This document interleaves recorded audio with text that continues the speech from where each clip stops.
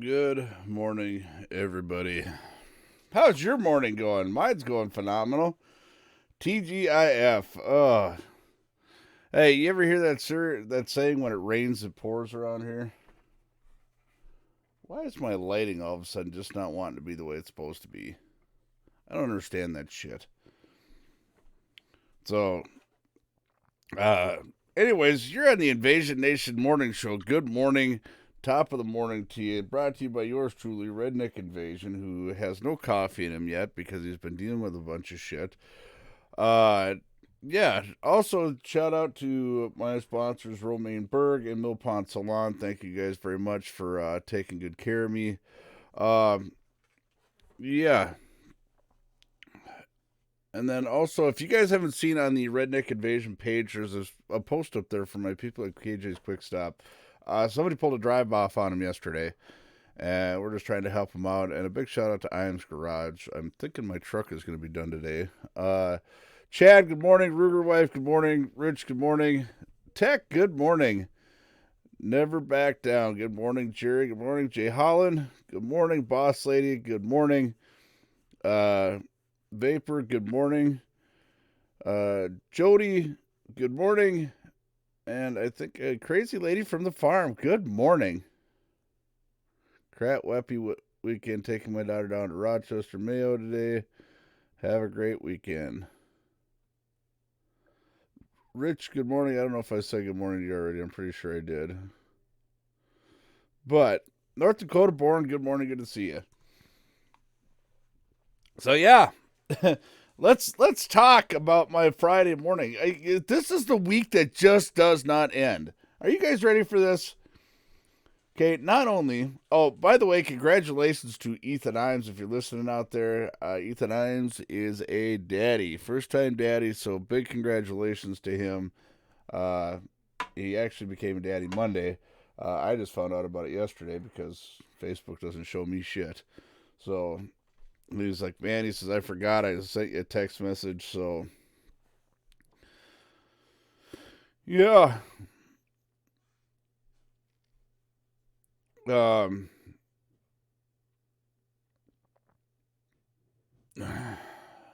yeah.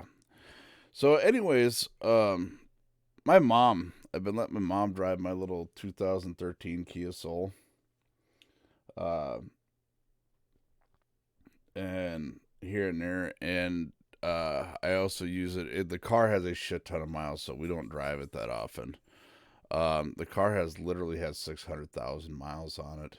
It was one of them brand new cars that I bought way back when I was first starting out and took out a 7-year loan on it and didn't realize how many miles a year I was really putting on. So, yeah. And, uh,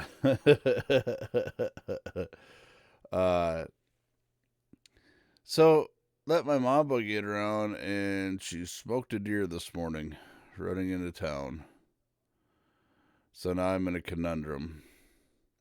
This car has so many miles that they'll total it out, and I really don't want to total it out because Kia has made me the offer that if I can run this car 1,000,000 miles, that they'll give me a brand new one for free. Uh, yeah, she's fine. It's nothing new for our area. So now I get to figure out how to do some body work. Hopefully, car parts guy gets on here. I can send him on a mission. Send him on a mission. See if he can find me some Kia Soul parts.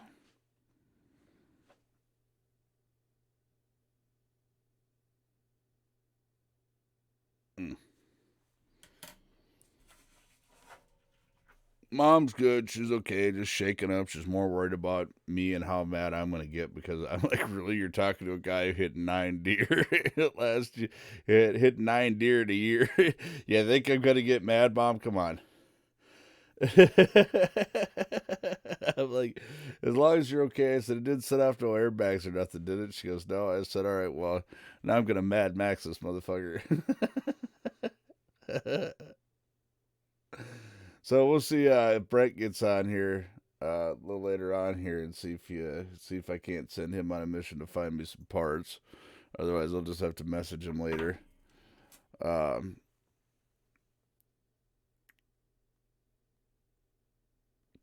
oh, my mom doesn't get on Twitch. She doesn't like social media. She used to be a Facebook junkie, and then, like I said, I came from staunch Democratic roots, and when Hillary lost the election, my mom refused to get on Facebook again, especially when she found out that,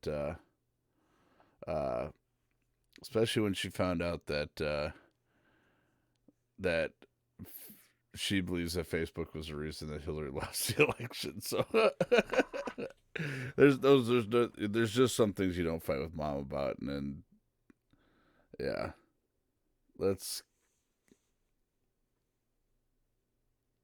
oh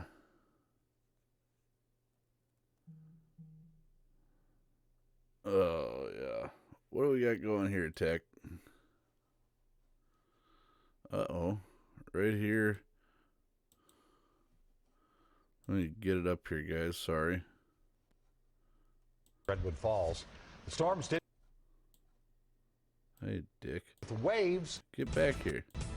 A wild evening of storms capped off with waves in the streets. WCCO viewer Ben shared this video of the flooding in Redwood Falls.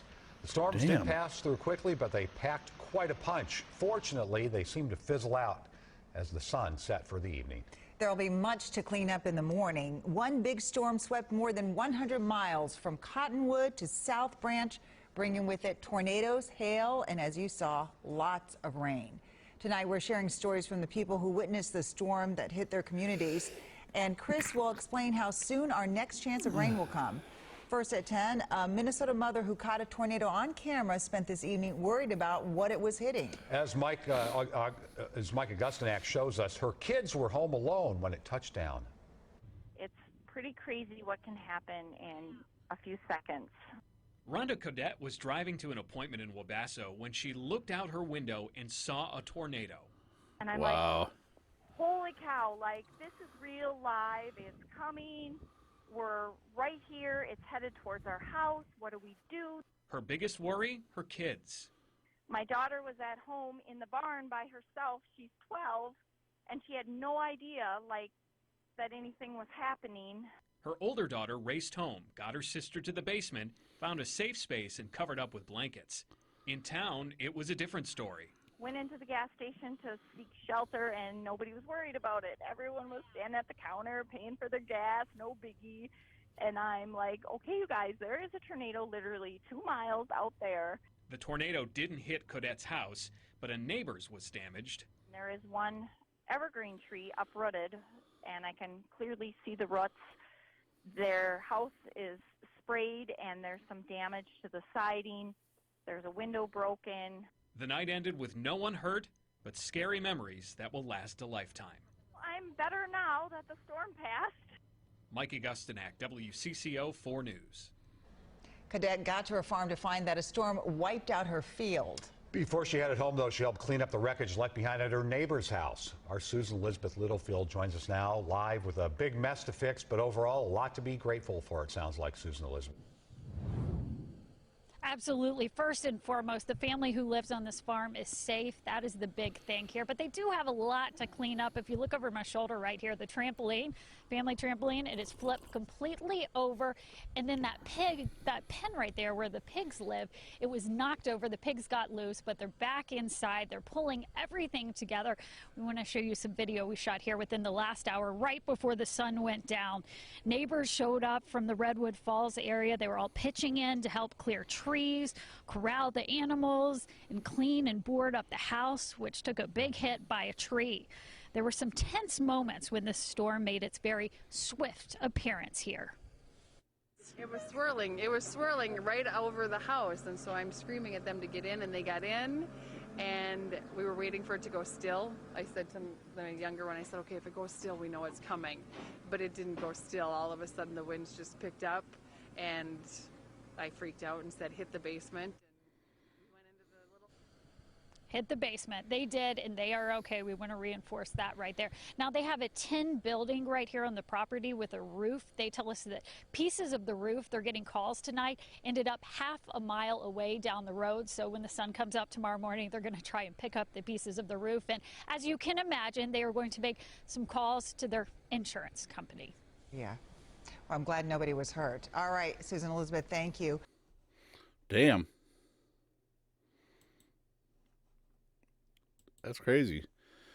I'm glad they're okay, though. I'll be honest with you. I'm definitely thankful they're okay. I've been in a tornado like that, a flash tornado, years ago. I think it was in 1997. It's pretty bad when you're getting old. Lurking as I roll. Yeah. I appreciate you lurking, brother. Yeah, it's Gus, good morning. Chris, good morning. Linnea, good morning. Yeah.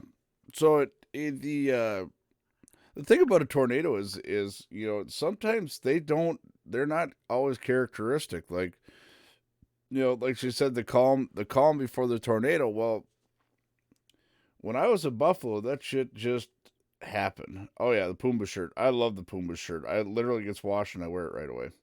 I love this shirt. Um, Good morning, Clinton. Good to see you. Uh, yeah, seriously, what it is um, I in all honesty, what happens is for me, anyways, what happened to me is all of a sudden it was raining, it was storming, it was nasty. I didn't think nothing of it. Uh, I walked out of the high school thinking the storm was over. Or no, actually, I just pulled into the parking lot there to watch the storm, and I thought it was over. Next thing you know, all of a sudden the car just gets picked up and it gets slid all the way down the other side of the parking lot. And I got stopped by a big, huge hill, and here the tornado just come right past me, and I'm like, son of a bitch. Ryan, good morning, good to see you. So, I'm gonna I have to look at something here. Sorry, wrong phone. This is the problem when you have so many phones, you can't keep track of them.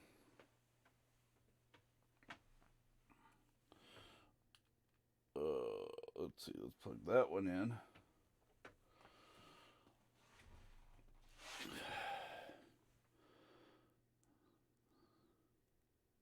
What do we got going on? Ready for the weekend in a hotel party time. All right, boss lady.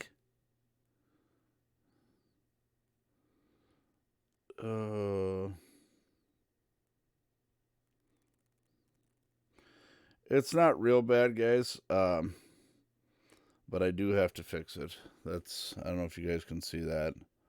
That's my little Kia. My little workhorse, I call it. Headlight still works, but it's busted. So, see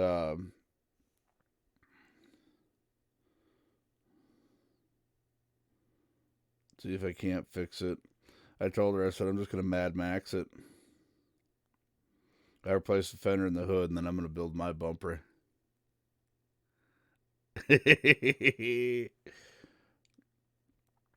So, that works, right? You can do that?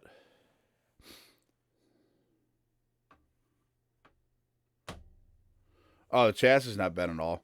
No. Still drives straight. Everything like that. She said it's just cosmetic. Just got to replace the cosmetic on it.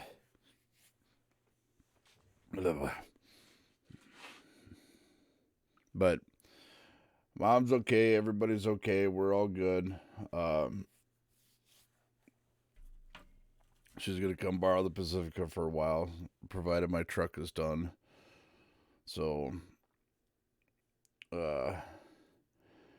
yeah, it's just cosmetic. It didn't even. The nice thing about those cars, they've got really big bumper covers underneath them. So,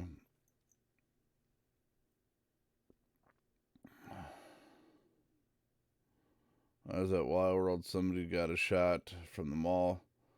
Looked like the tornado was going to eat Walmart. uh, Tornadoes are really, really cool to watch. I've seen a couple of them from a distance. I had a roommate for a while that was a storm chaser, and watching tornadoes from a distance is absolutely insane. Um, and they're fast. That's the thing. When you're looking at them, they can be there and gone in an instant. And he used to study like weather pattern maps, and he had his computer all set up to be looking at stuff. And this guy could literally look at clouds. He'd look at these clouds and be like, "Yep, that one's gonna drop." So he'd jump in a car, and even if it took him, 45 minutes to an hour to drive out towards it, yeah. Got a load for Monday out of Alabama already. Nice. Keep them wheels turning, brother. You need to get you some money. That truck repair, you in the same boat I am. Them truck repairs just ate us up the last couple of months. Oh yeah! Captain Crunch. Welcome to the Invasion Nation Morning Show. So, I've really been slacking on politics lately, keeping up with the political stuff just because of how busy I've been and with work and things like that. People have noticed it. They're like, "You're not so political anymore," and I'm like, "Well, I am, but here's the issue." I said, when I was just doing the Facebook stuff, I said, "Yeah, I could get on there and I could talk about stuff," but I said I didn't actually have to talk to people about it. So, it's one of the things I'm going to be doing is you guys are bearing with me here over the next couple of months here, as I gear towards going full time. You're going to see a lot of neat stuff coming out of me as far as content, me getting back to doing what you guys come to know and love, and that's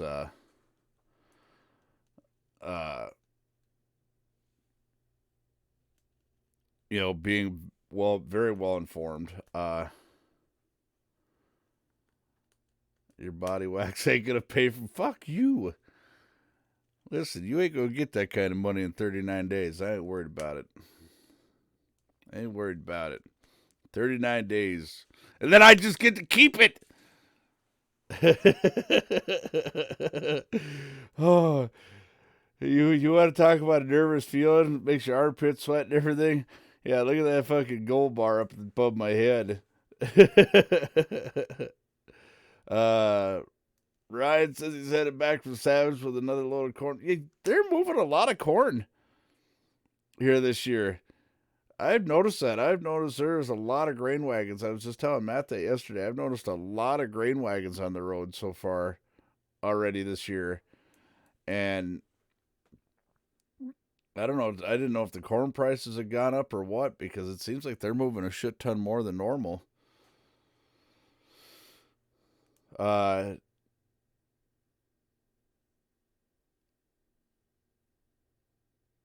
Did you see the graduate who is roasting? I don't know what that is. All the teachers who treated her badly. Roasting all the teachers who treated her badly.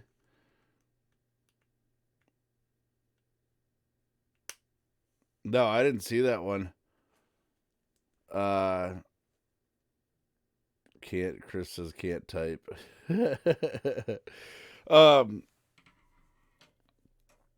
So as you guys know, our fearless governor is going in for meniscus surgery, and he says, "I'll be back in the office by Monday."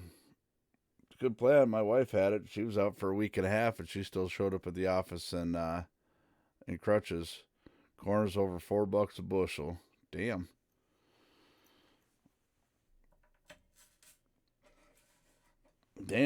Might have to go haul some bushels this year. Might just have to go do that. Let's check this out. Let's see what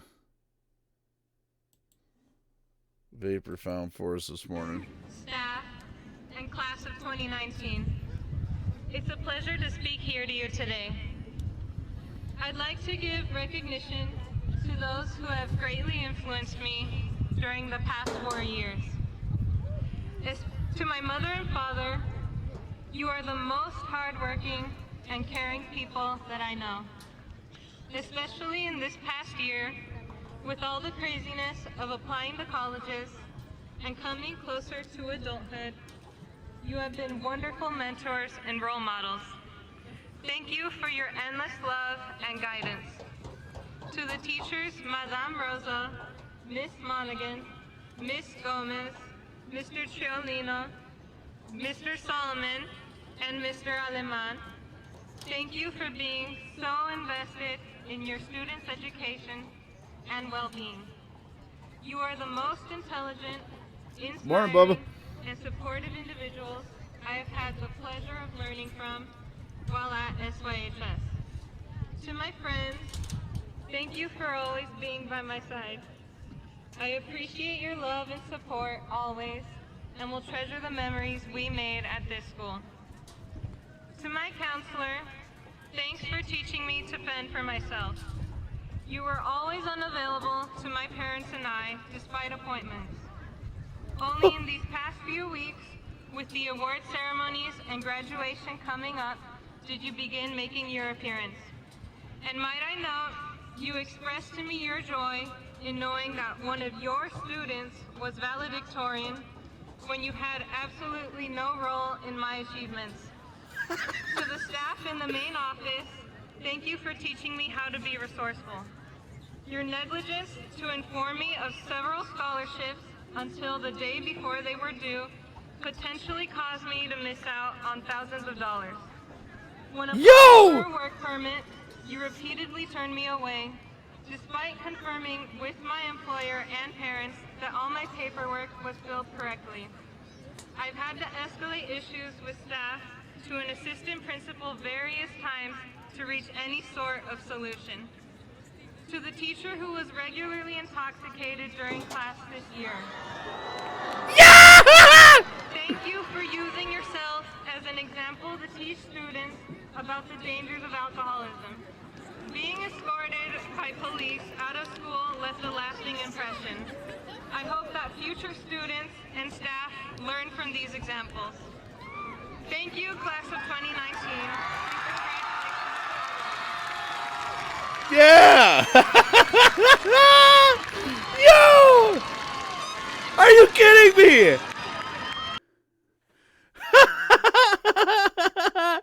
That was amazing!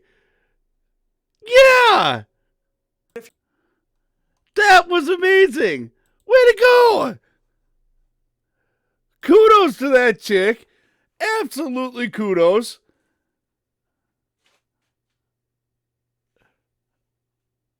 I mean, seriously. Thank you for standing up and just not saying, well, tuck my head under. Thank you for putting it. We got to get that video up on Redneck Invasion. I don't know where text at. I don't know. It's, let's see here. I may have to do it manually here. If anything, I'm going to write it down. I don't know how to do this shit. Lurkin, I got it. Thank you, brother. I greatly appreciate you, Tech. I know you're working. I ate, but damn it, man, that's a good video. I don't want to miss that one. That one needs to go up on the Redneck Invasion page. And it was, because here's the thing. She gave all our thank yous, and she said, thank you for teaching me how to do these things, even though it's your job to do it. Thank you for teaching me how to figure out how to do this. Thousands of dollars, she said. That was good. That was damn good. How do you beat that? Man. That was the valedictorian, too. Usually they're the ones who come up with the really lame speeches at graduation. And you're like, yeah, okay. Like, I mean, our valedictorian earned it. I mean, she had been a powerhouse working student since elementary school. She was always working, always studying. She knew what she wanted to be.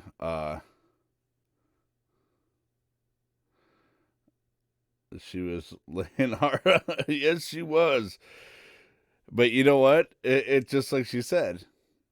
To the teacher who got hauled out in handcuffs or escorted out by police, Thanks for being that example.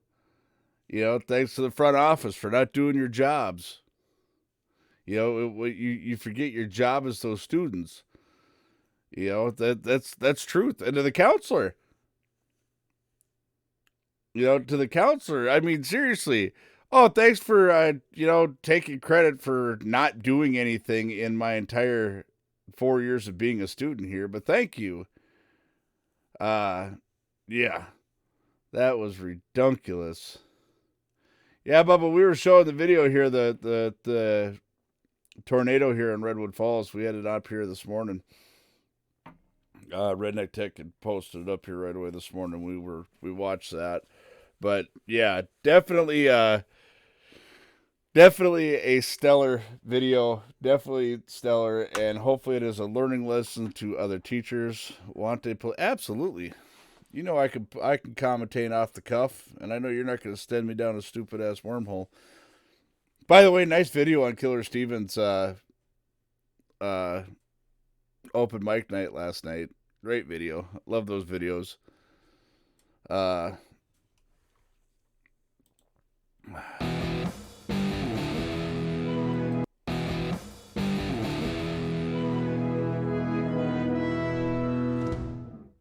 a brilliant intellectual. As am I.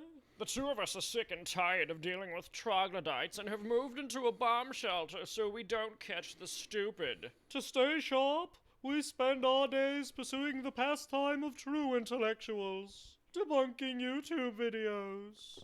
We are the debunkers.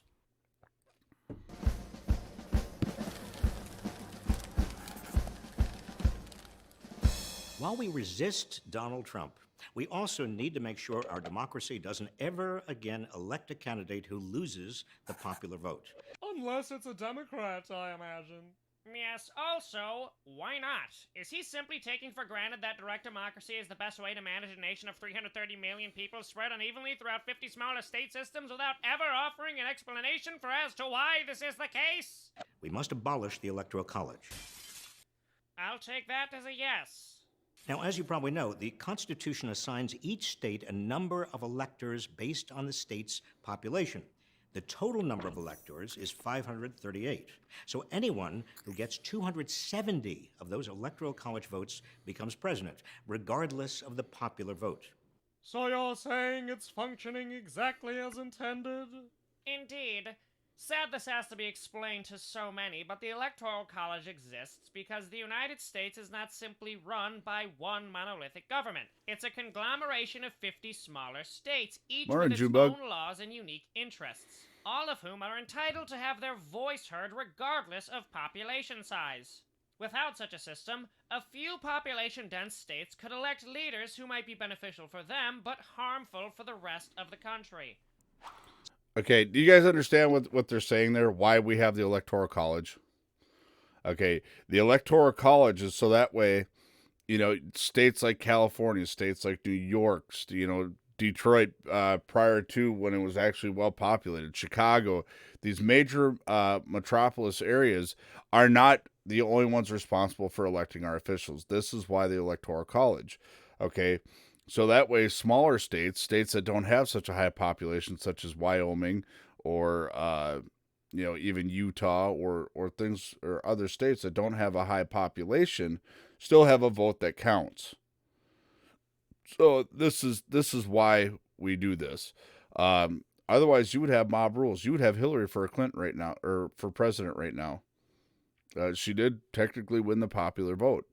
But by Electoral College, because of the fact, remind you, you talk California, the most bankrupt state in the nation, but it seems to be responsible for passing a lot or putting up a lot of bullshit Supreme or court decisions and causing a lot of problems. I mean, you got Nancy fucking Poop Lucy that comes from there. Hashtag vaporize. So... yeah, I mean, just so you guys know, the Electoral College is a good thing because we're not ruled by mob rules then. So how do we abolish the Electoral College? We understand how it could be abolished. We're still waiting for the why? Amending the Constitution is very hard, There's a reason for that. requiring a 2/3 vote by the House and Senate, plus approval by 3/4 of state legislatures. But we can make the Electoral College irrelevant without a constitutional amendment. Yes, why go through the proper legal channels of making a drastic change to the fabric of our very government when we could circumvent all of those checks and balances through some loophole? Here's how. Article 2 of the Constitution says states can award their electors any way they want. So all that's needed is for states with a total of at least 270 electors to agree to award all their electoral votes to the presidential candidate who wins the popular vote. If they do that, then automatically the winner of the popular vote gets the 270 electoral votes he or she needs to become president. Perfect. Then the states with the most well-populated cities can pick a leader for all of the others. Already 10 states and the District of There's more to it than that. It's not only that, it's the states who have the most financial influence, who can buy votes. Okay, I want to remind you of this, that you then also take the possibility of a very, very, when you do mob rules type voting, you in turn open up a very corrupt system, an extremely corrupt system. Characters look like men from Monopoly. Columbia have passed laws to do exactly this. Every single one of those states is another reason not to pass this law. Awarding all their electoral votes to the candidate who wins the popular vote as soon as the 270 elector goal is met. Together, these states total 165 electoral votes. So all we need now is some additional states with 105 electors to pass the same law, agreeing to reward all their electoral votes to the winner of the popular vote. And it's done. We'll never again elect a president who loses the popular vote. And while we're at it, why don't we abolish the Senate? After all, every state has the same amount of senators, meaning lower population areas have just as much say as population-dense ones. Just like with that horrible electoral college. Brilliant. Why doesn't everyone advocate regressing to a completely direct democracy which fails to take into account the delicate balance necessary between the whims of the present and the wisdom of the past? Because not everyone's candidate lost. Ah, I see. The effort is known as the 3-year-long hissy fit because Hillary lost? The National Popular Vote Interstate Compact. I was close. If your state hasn't yet joined on, keep voting against it. Freedom Tunes. All right, so just so you guys understand, okay, one of the biggest things that we have to understand, hissy fits. This is designed so smaller states have a say-so in our election. Okay, yes, did Donald Trump win the popular vote? Of course he didn't. But he won the votes that counted. He won the votes of blue-collar communities who wanted the promises that he gave. He won. Here's the thing. When you talk about electoral colleges and the things they do, now I want to remind you of something that I've seen happen here, happen in this area, and I called it out in 2016, is I've got friends who work in nursing homes, and you had Democratic people coming in, having elderly people file early ballots electronically, and these are people who can't even comprehend what's going on. They have things like Alzheimer's and stuff like that. They could not make an honest judgment call in the election. Half of these people don't know what they did 5 minutes ago. And that's not a slam on people with Alzheimer's, but to walk in, and that's legal. They can do this. But then you take a state where you say, oh, well, Hillary won by popular vote, we need to get rid of, that's fine. But this is why our Constitution was written this way. So we didn't have the same system that we came from. I mean, what you're going to have, I mean, you're going to eliminate all this. Everything's going to be dictated by parliamentary procedure. Everything's going to be dictated by a parliament. And how do you get on the parliament? Not by vote, by your community standing. So know this, when you start thinking about electoral colleges being bad, understand that the electoral colleges is what makes sure that your vote still counts. Okay?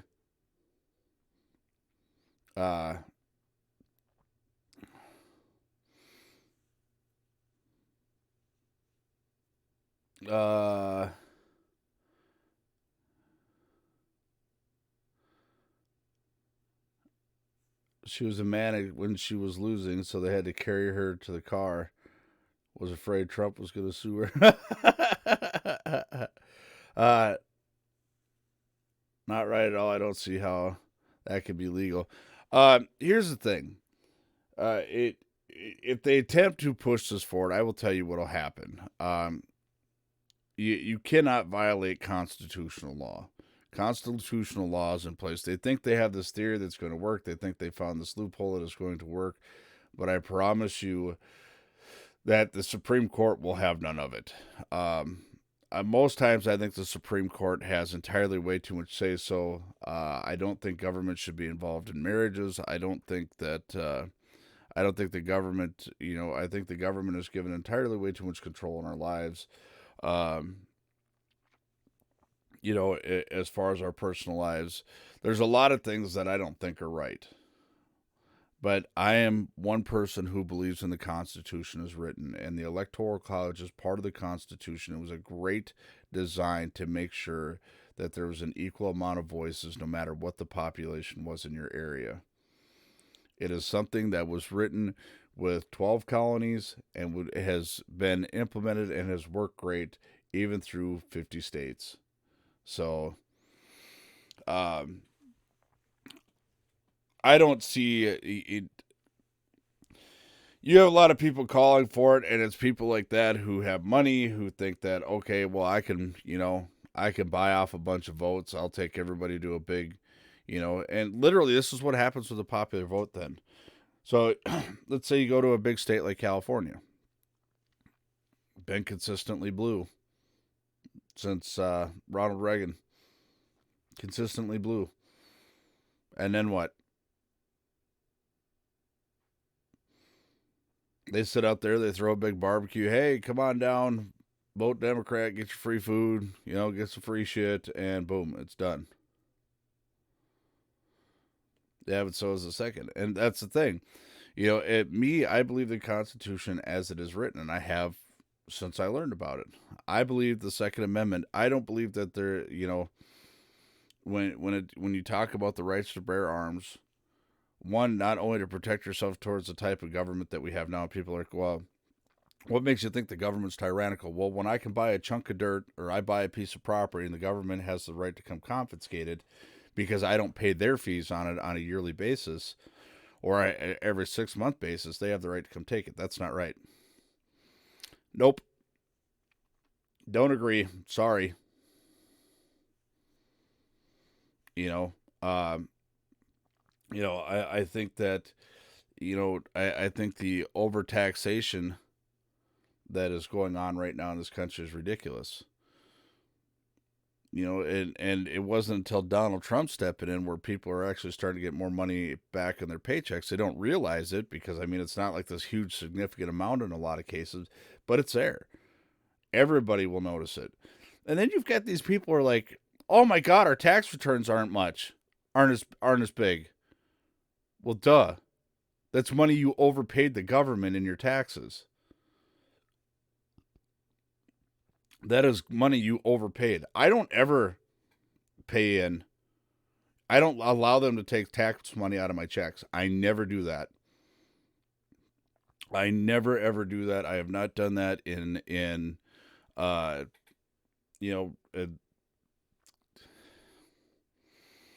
I think I quit doing that when I was 18 years old.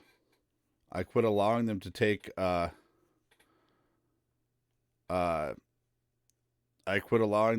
taxes out of my check And then I go to a tax professional and I get my taxes done at the end of the year. I still don't. I never will. I am not allowing the government to take my money and build interest off of my money and do those kinds of things. That's my money, and I'll pay in my fair share at the end of the year, or quarterly, or whatever it is that I have to pay. That's all there is to it. So I do not allow them to take taxes out of my checks until the end of the year. But know this: you are going to pay in. So, good morning, Tanya. Good to see you. That's what I do. There's ways to figure it out. If you sit down with an actual tax professional, they will tell you exactly how to fill out your W-2 form. So that way, you know how to be filled out. So that way, you shouldn't be relying on your income tax returns. You really shouldn't. Why would you not want more back in your paychecks right away? I think it's funny because people struggle paycheck to paycheck all year through. And some people have just told me honestly, they're like, I'd rather have a bigger income tax check because then I can just go buy the stuff that I want. And it's like a savings program for me. And I get that. I understand that. I don't criticize you for that. For me, I just don't like letting somebody else build interest on my money. I don't like it. It's like giving the government a loan interest free, and that's exactly what it is. And then mind you that there's, what was it last year? I think there was $2 billion in unclaimed income taxes last year. And I think they have to hang on to it for 2 years, and then after that 2 years is up when people don't file correctly. And that's what it is. It comes from people not filing their taxes correctly. TurboTax, I will be honest with you, is the biggest fucking joke I've ever seen in my life.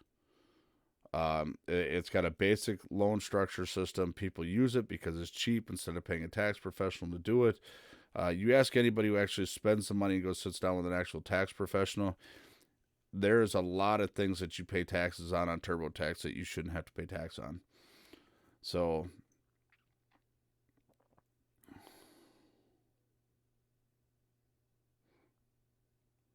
TurboTax is under big fire for false advertising. I didn't know that. Then again, I don't get to watch TV at all. My DVR is loaded up full of shows I haven't been able to watch that I used to watch all the time. Yeah. I don't doubt it.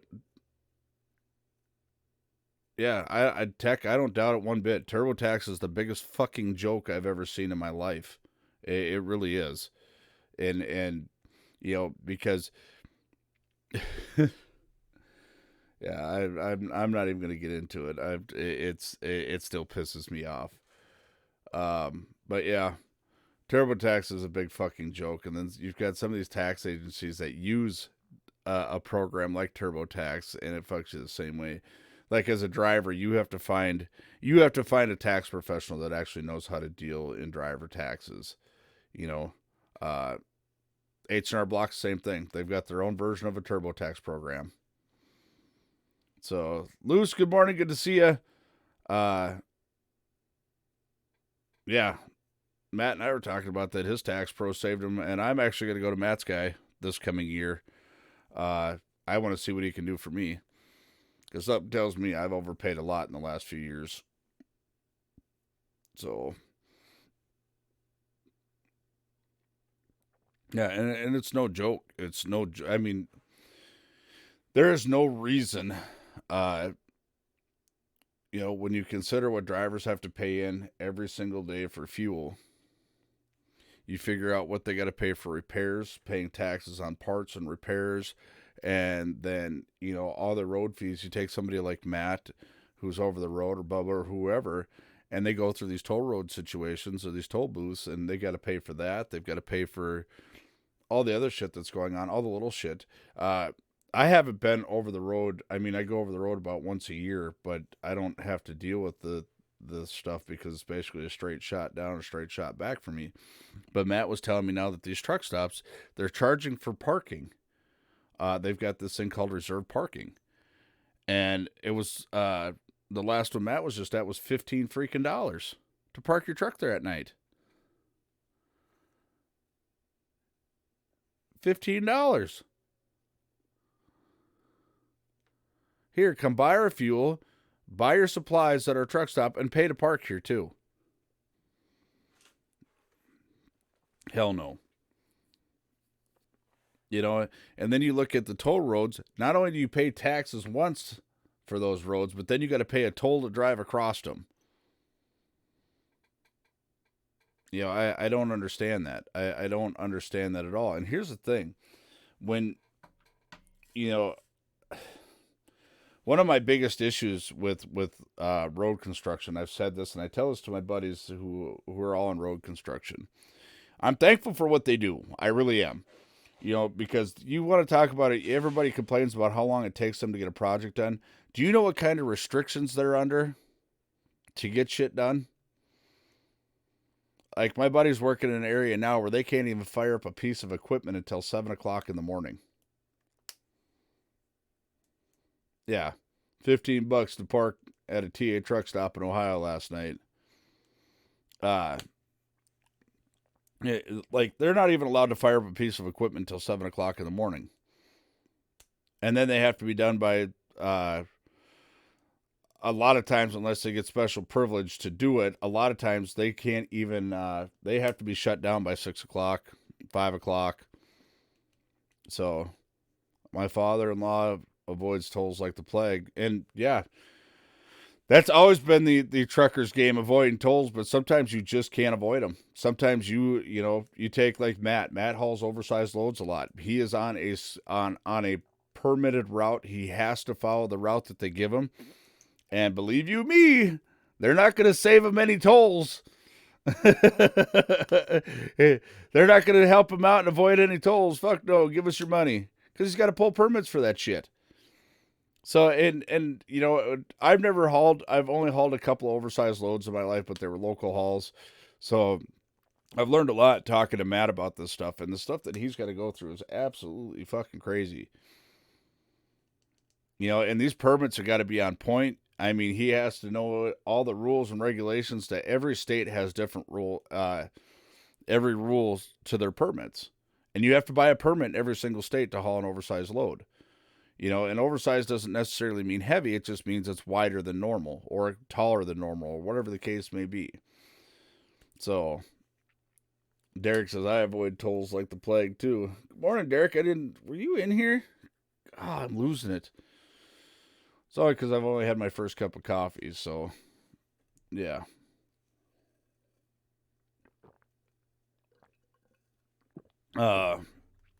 They do have some free spots, but 70% are paid spots. Yeah.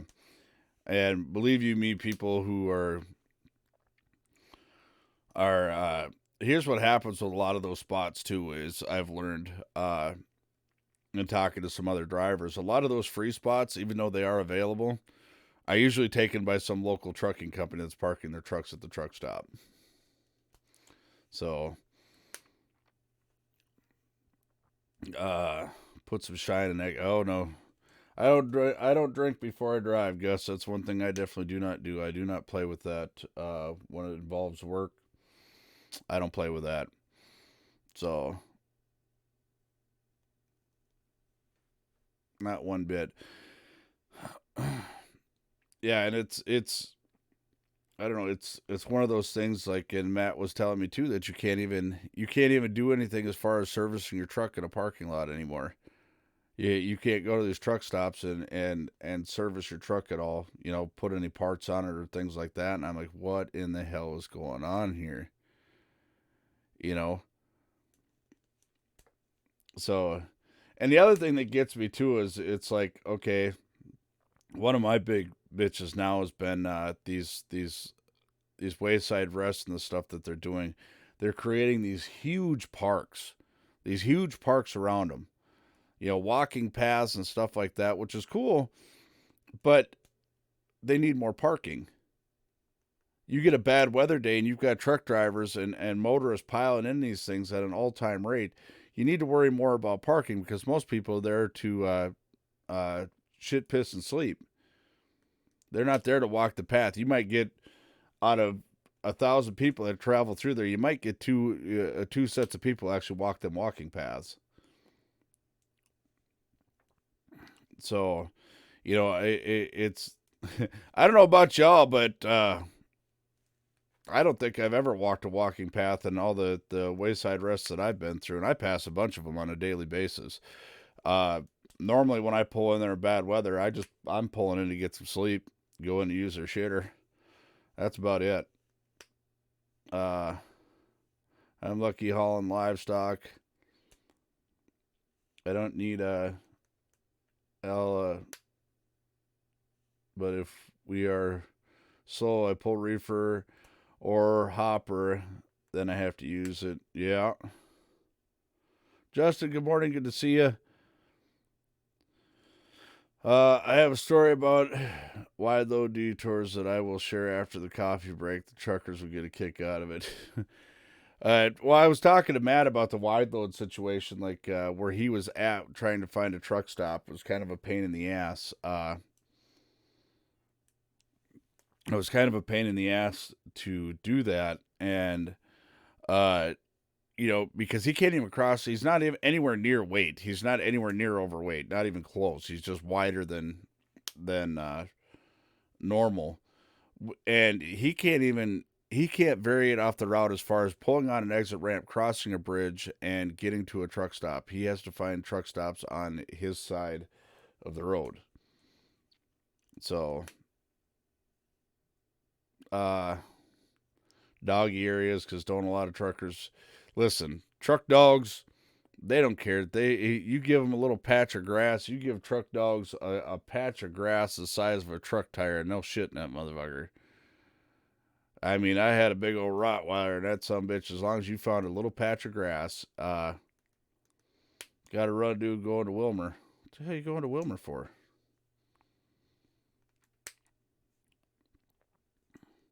See? Oh. All right, brother. Doctor, listen, your herpaganosyphilis isn't getting any better, no matter what kind of cocktail they give you. So, anyways, guys, we were up on our first coffee break. The other day, my the ELD, by the way, is the electronic log display was not working. So I did not use. Boy, that pissed off safety, but I'm part-time, so less than 100 miles, so sometimes I will not use it. Yeah. I have not had the privilege of running an electronic log yet.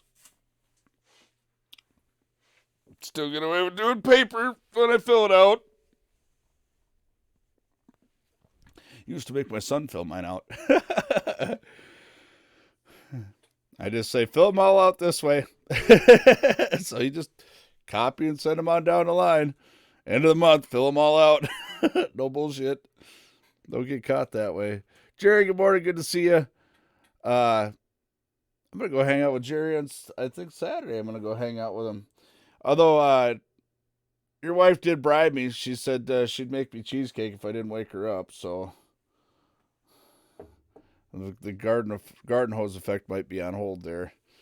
I'm definitely a strawberry cheesecake guy. So, crossing to Kentucky right at 9 a.m. Nice. Well, it is a coloring book. All right, guys, we're gonna get on this coffee break right here. We will be back shortly, and I gotta go get some coffee.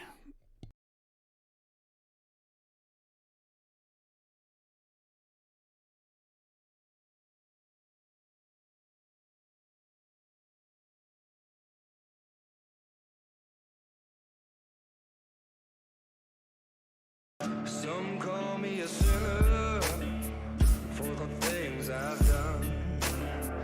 Born with a heart of stone, fast with a gun.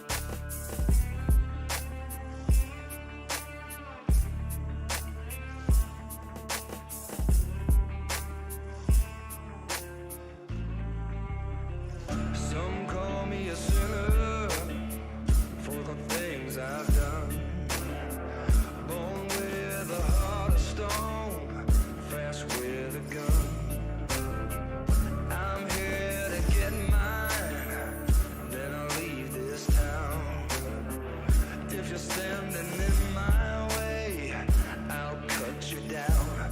You can't tame.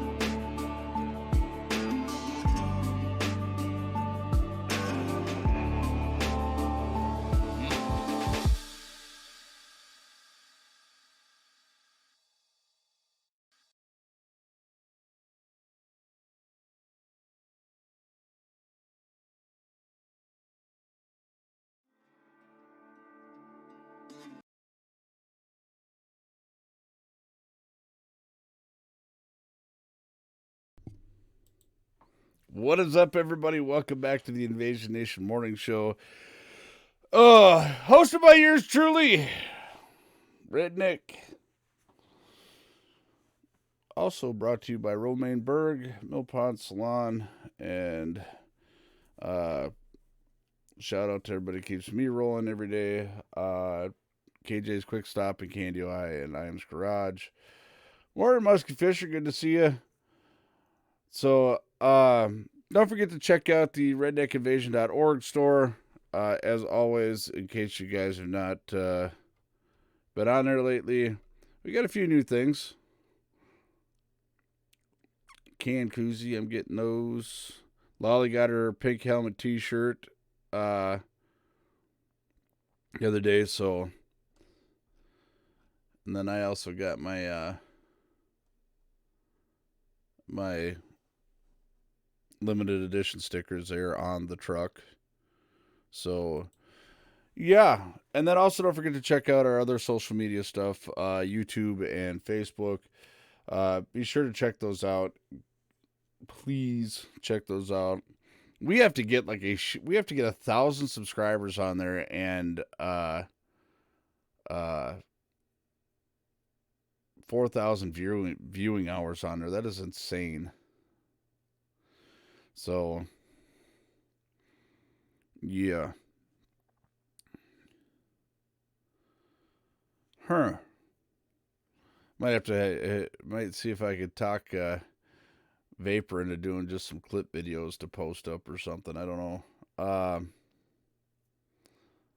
My wide load detour story. Back in 91, my husband, son, and I were going to move to Tennessee, where my biological dad lived. We were going through a road construction with the post on one side of the barrels,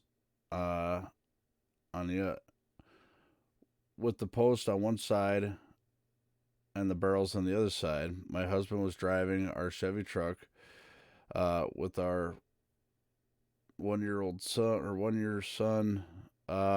He was behind him, and I was driving our Chevy Impala pulling a trailer. I was getting tired of going through all the construction and worried about having a trailer behind me. I saw the sign wide. The sign that said wide.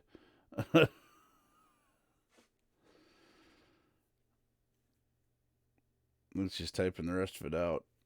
I can remember one of my dad's friends was running back from the West Coast. His dad had passed away, and he told me he told the DOT he was 100 miles past his log and was going to get home. DOT said, "Sorry for your loss and be safe." You get some DOT officers that are like that. I know some drivers who've just had to leave their trucks and everything right by the side of the road, and get to the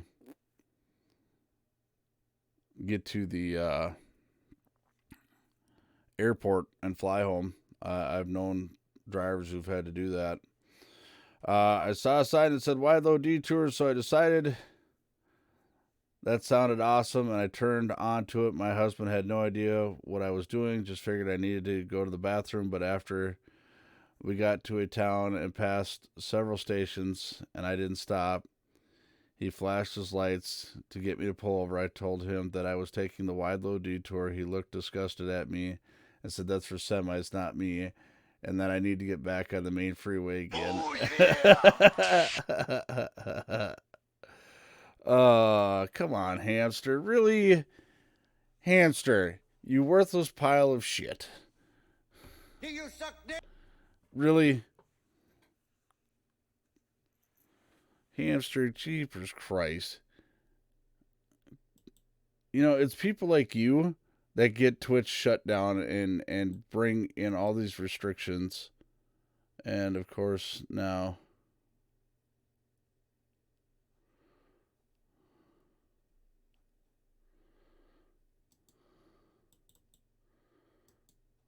Of course, now my Streamlabs doesn't want to work. Let's see what this does. No, that's not it. Go figure.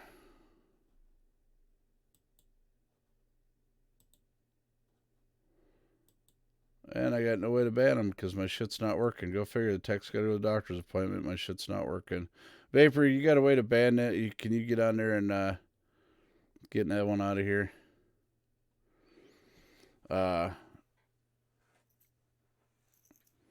Yeah.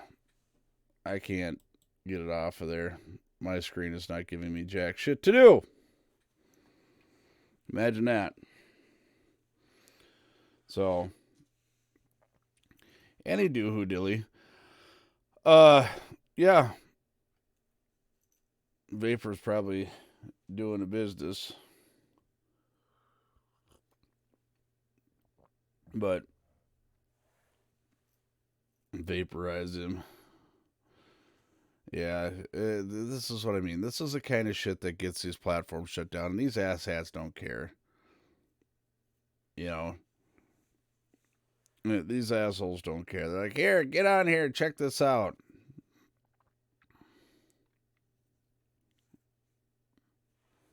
Yeah, I don't know. There's something going on.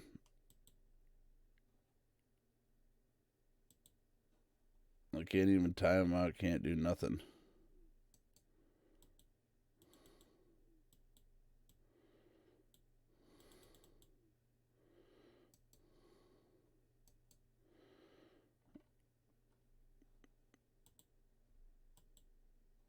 Yeah, I don't know how to do anything with it.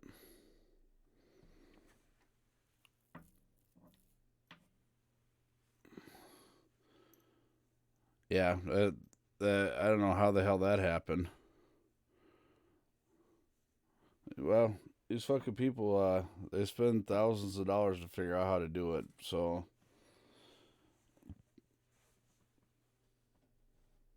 Oh, yeah!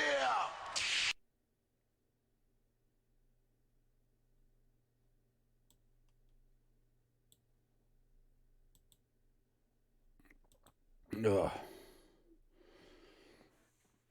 Going to rock out my Redneck t-shirt home. Nice. Yeah, I'll be at TwitchCon all geared out. Definitely going there in a full array of gear.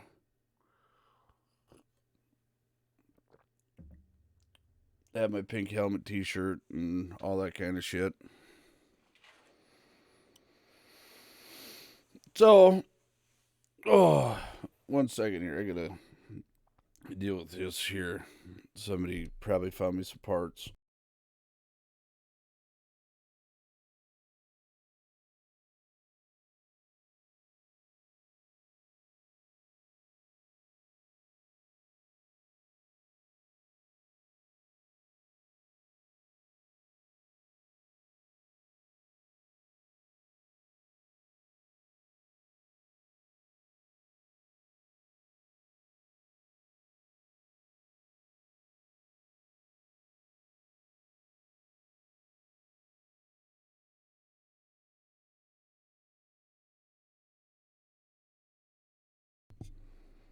I got a Kia Soul junkie buddy of mine that's helping me out to find parts.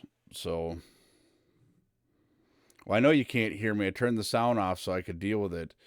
I didn't want to put their personal stuff out there. They're helping me out. So, so that I look presentable. All yours are stained. They're going to get stained anyways if I wear them out there. But yeah, I will be getting some new Redneck Invasion gear out there. So, Redneck Tech's going to go look at all business professional, and I'm going to look like, should take the pink helmet with you. You might need it playing with their... Oh, yeah, I'm bringing the pink helmet out there. That's a definite. The pink helmet is definitely going.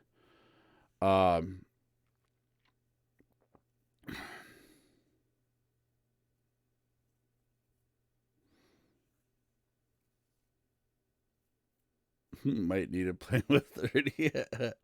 Brent! Where is he? I didn't see him come in. He snuck in here on me. Car parts guy, what's happening? Hey, Brent, my 2013 Kia Soul, brother. I need a front fender or passenger side fender. I need a hood, a headlight, and possibly a bumper cover. Write that shit down, see what you can find for me. Yeah. after the third deer finally did damage that we can't. Brent's my car parts guy. Just driving, bud. What do you mean you're just driving? Ugh. No, I have not been on the Redneck Invasion page. I literally got off here last night. A bunch of people came in. We raided Killer Steven. I participated in open mic night, and I literally went to bed. I have not done anything. So. Need to replace the core support? Just tie that bitch to a tree and back up till it's straight.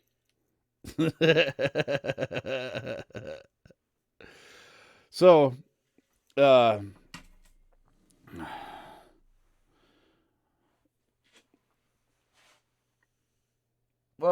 Caddy man, of course I would do that, but I want you to say hi to everybody on the Invasion Nation Morning Show. We know you're one of them blue collar bums supporting all those people who are the millions on welfare who need your tax money for support. So, we just want to thank you for doing that, and also know that we are a reserved parking for deplorables only. You're in a deplorable safe zone. So, Caddy Man is a longtime friend of mine, like Hippie, who gets in here. Caddy Man is unable to get in here in the mornings, and usually by the time I get on at night, he's in bed because he has to be to work at like 5 in the morning, sometimes earlier. So, yeah. I believe he does on Thursday nights. What are we doing? Yeah, he has an open mic night every Thursday night. Usually you see the Redneck Tech and I get on there. So we'll probably start moving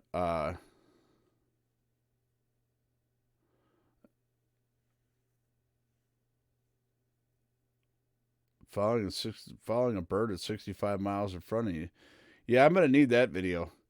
You're going to have to send me that one. I'm going to have to see that shit. That would be wild. I sent out a picture to some of my truck driving buddies. Guy decided that apparently his CDL means that he could drive through ditches with the ass end of his trailer earlier this week. This week has been nuts, by the way. Today is going to suck being on the road. Oh, that reminds me. In case you guys didn't know, here's what's going on. Okay, we kind of decided last night in a informal meeting.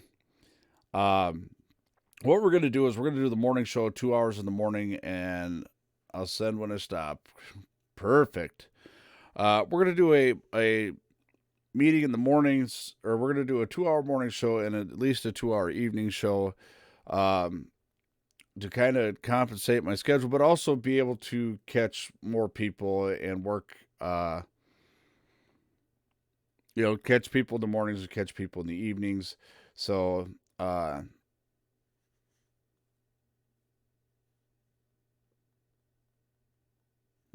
are you guys talking about? Are you talking shit about me? I can relate. There are sometimes I look at him and say, could you please just put something on that doesn't have a stain or even dress shirt, but it's all good. I love him and glad he is who he is. Listen, it doesn't matter what I wear. It doesn't matter what I wear. I mean, I can take every precaution of not spilling anything on my shirt, and it's just going to get there. It never fucking fails. Yes, I'm doing a show tonight. I will be doing a show tonight. Tomorrow I'm going to go hang out with Jerry. We're going to work on the boat. And yeah. So, I'm not kidding you. I've literally sat there and did the whole tuck the big napkin in your shirt and everything. And yeah. You need a Pumbaa apron when you're eating. I need a damn poncho. That's what I need. Yeah. Me in shirts and getting stains on them is like an absolute phenomenon. I mean, I seriously go out of my way to try and not get a stain on my shirt, and it just happens. It's like this it is. Like I said, it's what is that song? It's something like a phenomenon. Something like a phenomenon. Something like phenomenon. Hey. Oh yeah. We need redneck bibs. My hobby needs. Yeah. We'd get them. We'd hang them up on the wall. It's like, yeah, that's pretty cool.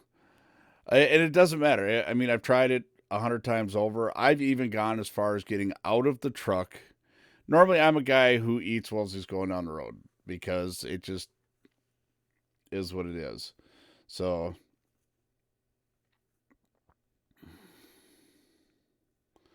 I quit trying. I quit trying a long time ago. I just know it's going to happen, so I just do it. But the funny part is that I could eat something like a messy ass rack of ribs. I can eat a messy ass rack of ribs and not get anything on me. But I can't eat something as simple as a feather mucking sandwich without something falling on me. So, do we need to get you a redneck? Listen, I promise you, I could wear a full blown poncho over the top of me, and I'm still going to manage to get a stain on my shirt somehow or another. So I'm probably going to just have to have new shirts, a stockpile of new shirts when I go to TwitchCon, and carrying one with me all the time. So as soon as I drop something on that feather mucker, yeah.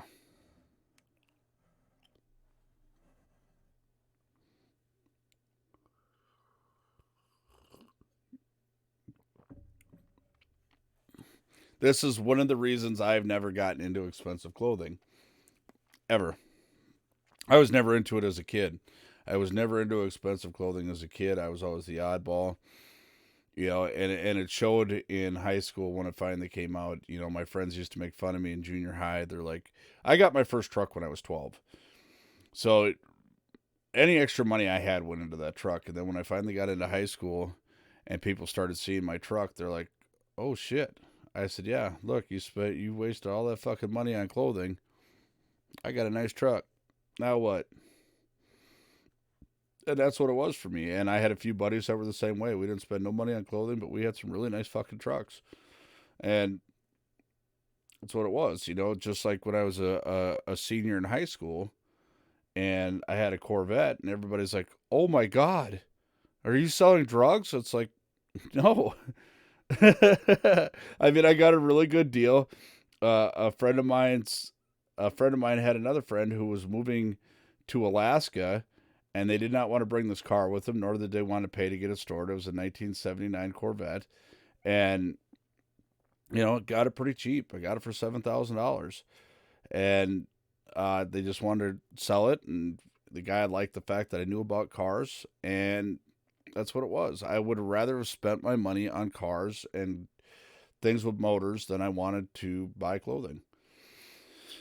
You ask my wife, I get pissed off when I gotta spend more than $20 on a pair of jeans. My t-shirts, the average cost outside of the Redneck Invasion ones, my average cost on a t-shirt's like $3. I get them sleeveless t-shirts. You guys see me wearing them all the time. As soon as she sees them on sale at Walmart, she buys them. She'll buy one each color. And sometimes she'll just buy them all out my size. So, you know, the thing is even when I lose weight, I still have to wear a 4X just to get them to be long enough so my ass crack isn't hanging out all the time. Men stay in their bellies, women stay in will spill in their chests. Yeah, pretty much. Now we're talking about catch-alls.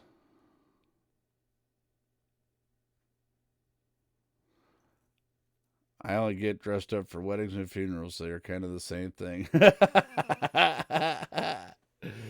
Oh, yeah. Might be. Good possibility. Oh, people swear. I got a few friends that look like me. Like people see me and Justin and they think we're twins. But I got another buddy of mine. You guys have probably seen him once in a while. I call him Fatty McFadden. His name's Zach. Phenomenal dude. Great dude.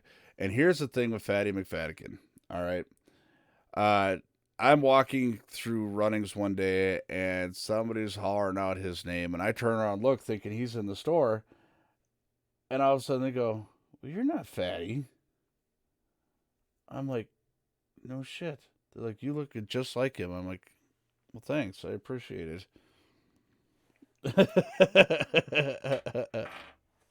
uh, well, let's see. Let's see what his response was to everybody. You're damn right. Go Trump. Build the wall. 20 feet, 30 feet, 50 feet tall. Honestly, I can't watch your show because it's Monday through Friday at 7 o'clock. I'm usually working 5 till 3. So unless you start doing weekend shows, but hell, I've been working weekends lately too. So.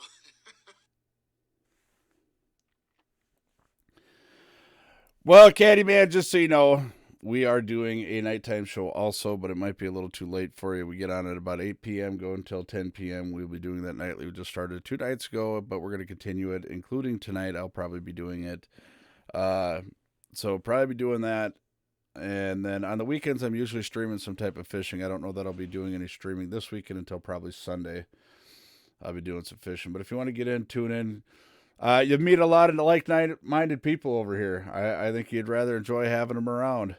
So, and the Invasion Nation is ever grateful for your help with us, because that Suburban came in clutch right now because my truck being down and having to get the rear end done. So it's nice having friends like you that understand my situation and help out. So, yeah, that Suburban came in clutch this week, brother, and it's been running pretty well tip-top.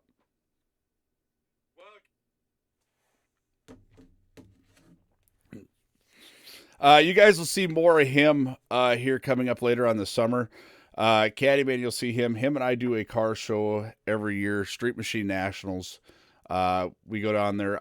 He likes taking newer cars, and he just does subtle upgrades on them. He doesn't go all out. He does subtle upgrades on these cars that you can drive. If you guys were watching when I went and picked up the Suburban, you'll see that his cars are tastefully done and very subtle, but they're stuff that you can drive year round. So I don't know what I'm going to get to drive this year. He just went and bought a 2018 Kia Sorento. So last 2 years he had 2 Kia Souls, 2 brand new Kia Souls. And prior to that, he had 2 smart cars, and people are like, "Oh, smart cars." And we proved a point. He had one that was done. He usually does a rally style vehicle or an off-road style vehicle, and he does a street version. And he does some really, really neat stuff with them. You know, and even the smart cars, he had one that was lowered, and he had one that was lifted, and it was actually an official green light car for rally racing, which means that he would lead the cars around the track. You know, for the opening run, he was a green light car for him. Used to work rallies really a lot until the Rally Racing Association just, I don't know what the hell, you know, they want to get more. In any other country in the United States, they treat their volunteers, because most rally races are operated by volunteers. Up until last year, I mean, you're talking a guy who's been involved in it for close to 20 years, over 20 years. And then all of a sudden they just kind of crapped on him with the new board that's in there. So he just said, "I'm done."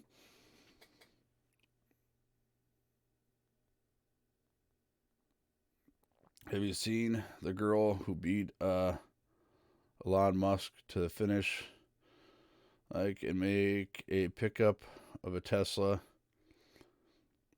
You must be pissed. What do we got going on here?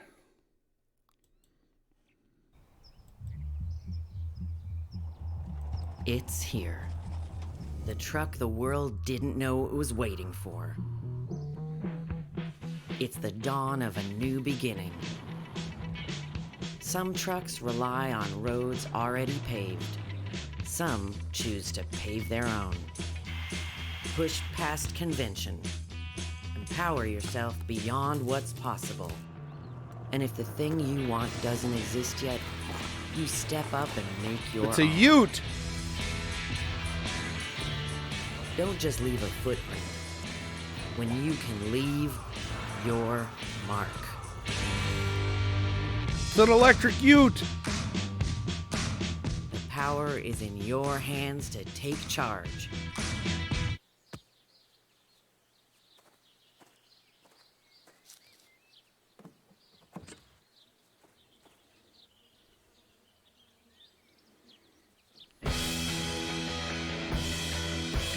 Engineered to embrace every turn, while safely guarding what matters most. You choose where the road leads. The new 2019 Truckla. Available The Truckla. nowhere. The Truckla. Wonder if I could get Lolly. I turned my Tesla into a truck, into a pickup truck. Yeah, it's called a ute. It's not a pickup truck. It's called a ute. Aussies have been doing. Australians have had that shit for years. So, yeah. Available nowhere. Yeah, that is a Australian thing. They call them utes. UTE. I built a couple of them before I even knew there was a thing in Australia. I would love to run a Tesla. I would love to run a Tesla automobile if the fact that, they could do more than 300 miles on a charge. That's my issue. I would need something that would legitimately do at least 600 miles, and I would like to see Tesla come out with a cargo van. They've already broke into the semi world. The semis on a single charge will do 1,200 miles. I think Walmart has put in an order for a huge amount of them. People are like, "Oh, electric cars, you're driving out petroleum." It's like, well, I mean, honestly, if they're affordable, why not? I also need to bail. Don't want a stupid, worthless house meeting. Don't you love those? This is what you guys need to do, but nobody's going to do it. So make sure you come here to the house meeting anyways, because we're not going to enforce any of the rules. Just please make sure you show up for your shift.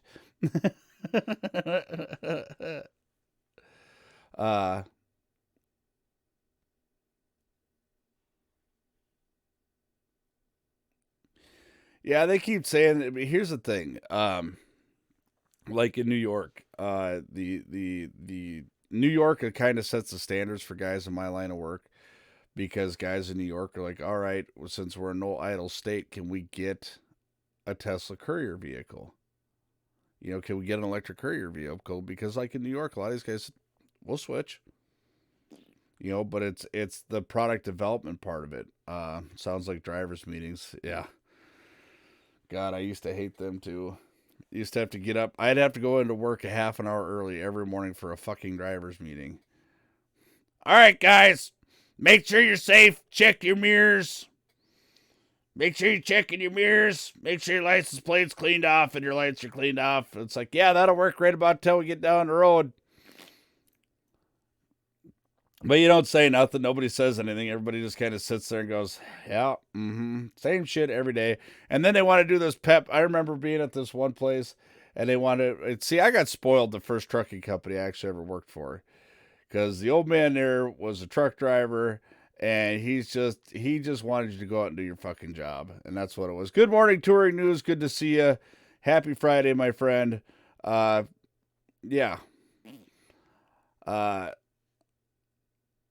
I got off at 7, have to be back at 9. Yeah, that's horseshit. So, just so you guys know, we're doing 2 hours in the morning right now. We'll be doing 2 hours at night, talking about different things, whatever you guys want to talk about. I am on a mission to find parts for a Kia Soul. I want to get this thing done this weekend. Yeah. No, I have not seen Little Miss Airhorns this morning. She's probably sleeping. I got her sleeping.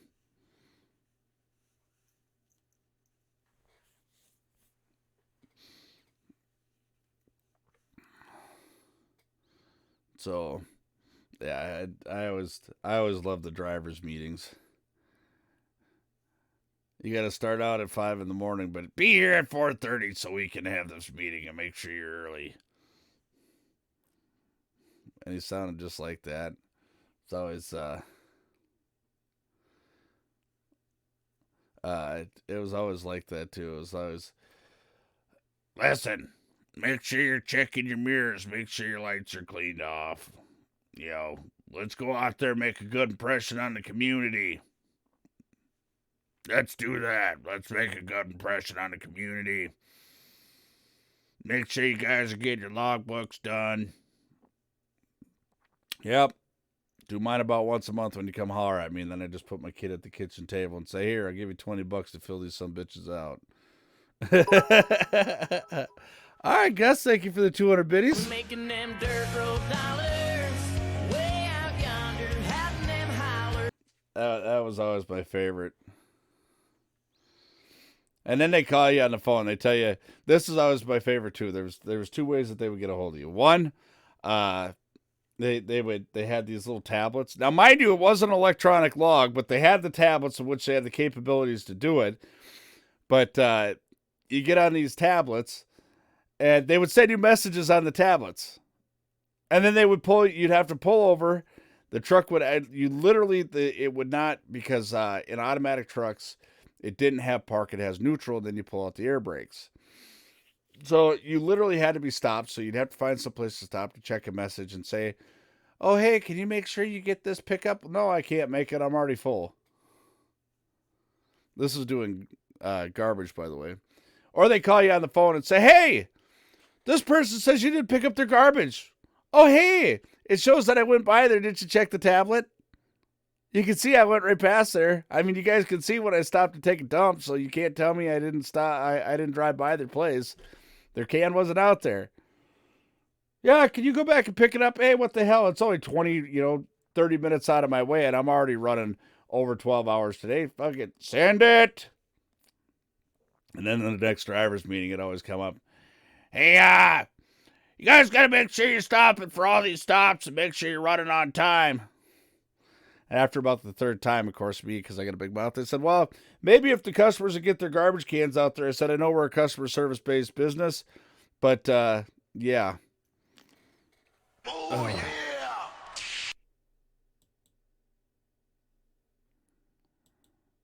That's that time, fucker.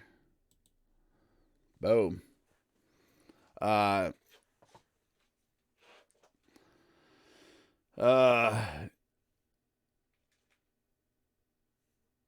was used to hear that when you yelled garbage. Yeah, it was the same thing. I got him that time. Apparently Streamlabs got their shit together so I could do it. But, yeah, it was, I actually like doing garbage, but it was just, yeah. And then here's the funny part. Now, they throw me on a route that I've never done before. They throw me on a route that I'd never done before. And they can't figure out why a 10-hour route is taking me 16 hours. Now, mind you, the guy who used to do the route just knew where all the stops were, and he could just go through and do the whole thing. They put me on it, and of course, I'm trying to figure it out. I'm in an area that I'm not familiar with, trying to figure it out. And then all of a sudden, I get brought in, my 90-day review comes up, and they said, hey, why was it taking you 16 hours to do this route? I said, because I'm on a route in an area that I'm not familiar with, and I had no training. I said, I've been rearranging these stops as I get to know the route, so that way everything is in line. Oh, you had training, you rode with such and such out there. I said, no. I said, we did a couple of stops out there to help somebody else out, but we never did the entire route. Nobody's ever done the entire route with me. I said, I'm pretty fucking good, because he started criticizing, oh, you're supposed to be a professional driver. You should. I'm like, no, I'm an over-the-road guy, for one. For two, I can handle routes, but when your tablet sends me from one side of the town to the other side of the town because nobody's taken the time to rearrange these stops, all these office people were supposed to be handling logistics. And so basically went to call my bluff, calls a guy who I spent most of my time training with on his routes, and occasionally helping out on the route that I was on, doing parts of it. He calls him up on the phone and speakerphone and says, "Hey, come into the office." So guy walks in and he says, "Hey," he says, "you trained him in on this route, didn't you?" Boss man tell him, he says, "Hell no." He says, "This guy ain't never done this route a day in his life." He said, "Y'all set him out there." He says, "It's one of the biggest talks in the shop about how fucking stupid it is that you send a guy out to an area he doesn't know on a tablet that's completely fucked up and expect him to know the route. And then you guys sit here and bitch about it." He's done pretty fucking good because nobody can do that route as fast as he's doing it with not knowing anything about it. Oh. So I asked them about my raise. They said, "Oh, nope, you're not getting it. It's taking you too long." I said, "All right, well, here's my 2-week notice. I'm done." I ended up sticking it out for another 3 months, but after that, I was just like, "Yeah, I'm done." One of my co-drivers asked me to help out because they're like, "I don't want to get stuck with that route. I cannot do it right now, and I've got kids at home, and I need to spend time with them." And I'm like, "Yeah, okay, I'll help you out." But I said, the first time a new driver walks in the door, I'm out of here. He said, "Deal." And it was somebody that I had respected very much so, and I knew he would get stuck doing the route. So on top of the route he's already doing. And that's what happened. But he would swing in and help me out. And here's the other thing, too. The thing that really got me. Inside of this night, now, mind you, garbage trucks are typically rated at like 21,000 and some change. I think 21.6 is what they're rated at. 21,000 pounds is what they're licensed for. The argument I got in with the boss about this, I said, "I'm overloaded every day. I'm running heavy." And I said, "You guys don't eat that ticket, I do. You're not overloaded. You're not heavy. We know how much is in there." "Okay. Gotcha. No problem." You know, not the fact that I've told you 15 times that these people all have shit sitting outside their dumpsters and their garbage cans. I put it on the tablet, and you guys tell me to pick it up. You'll bill them, but whatever. So finally I walk in, and I have my son with me my last day of work because I had to work on a Saturday. They asked me if I would work on a Saturday to help them out for my last day. So I said, "Yeah, as long as I can bring my kid with," because my son wanted to see what I did. So I brought my son on this route with me. Even had him, ride on the back of the garbage truck like a garbage guy, and he thought it was pretty cool. But the thing is we pulled over the scale because I had access to a scale, and we ran over the top of a scale, and I pulled the weight slip off my card, and I walked into the boss on my last day. I said, "I'm never overloaded, right?" On a 21,000 pound truck, I came in at 32,600 pounds. You truck drivers, what's a ticket for being, 11,600 pounds over? What's the ticket on something like that? What's the ticket on being 11,600 pounds over? I would literally pack this reload truck so full that one time that they had to go get the front end loader to try and open it. It would not open. The rear hatch wouldn't open on this truck. They finally had to cut the hydraulics loose, and then, yeah. You could be $1 a point. Yeah. I'm just $1 a pound. Yeah. But I was never overloaded. Lucky for me, the only time I've been pulled over by DOT inspections when I was in a recycling truck, and it's hard to overload them things.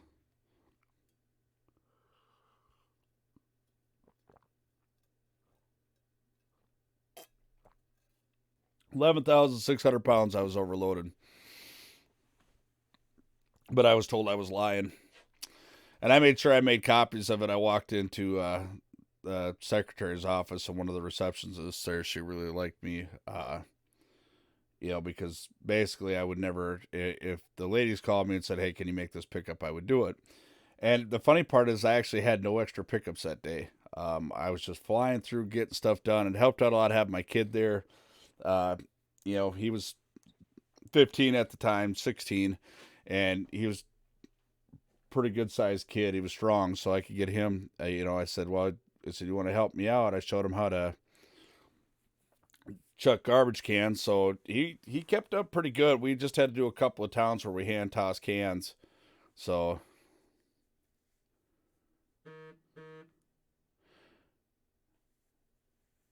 yeah, and you're right, Matt. That's exactly what it is.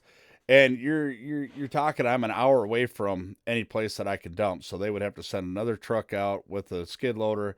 They would make me eject the load somewheres if we could even get the rear hatch open.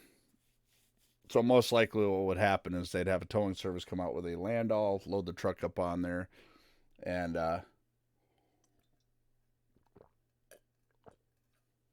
go that route.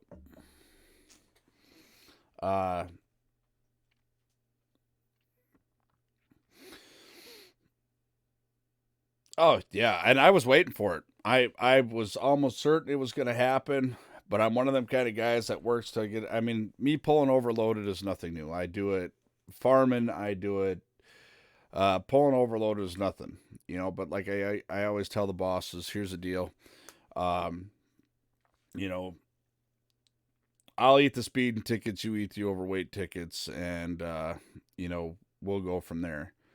It's one thing when they do that, but when I'm in a company that makes me eat every ticket I've got, or every ticket I get, that becomes a problem.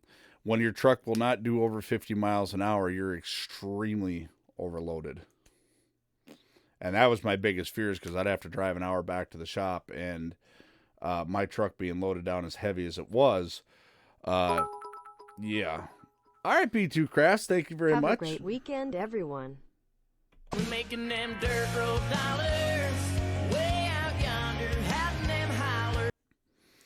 So it is Friday. We're about 5 minutes left. I know a lot of you guys are going to be, damn work is getting in the way this morning. It's Fuck It Friday. People don't know this. No people know. Yeah, I forgot it is fucking Friday. My week has just been off kilter. It is fucking Friday. So, here's the new schedule, guys. And here's the thing: the Redneck Tech, and I don't give this guy enough credit. I really don't. Redneck Tech is working his ass off to get me out from behind the wheel, so I can be in front of this camera full time, creating content and doing something I really want to do. I love driving. I'm a career driver. I'm a hired gun. I've built my position as somebody that they can trust to put in anything and get it down the road and get it to where it's got to go. So, I pulled 79,202 in a 4-axle permitted to 62,000. Yeah, I did it only once and didn't do it again. Shit. Wait till you get over 100 grand in a beat truck. Yeah, touring news. I'm looking to go full time.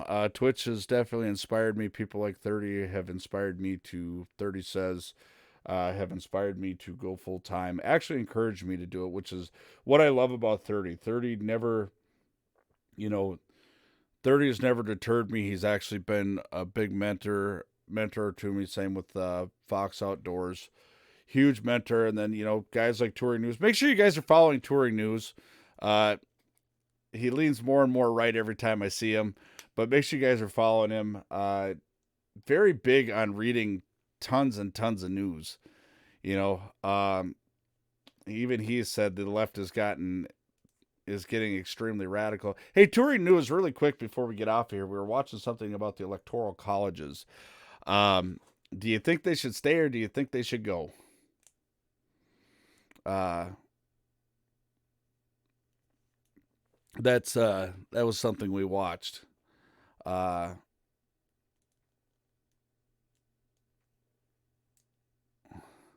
my best at a beat truck, 105,000. Yeah. I got you beat by 3,000, Bubba.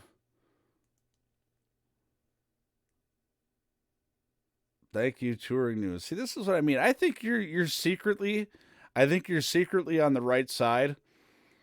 I really do, and you're just not willing to admit it yet.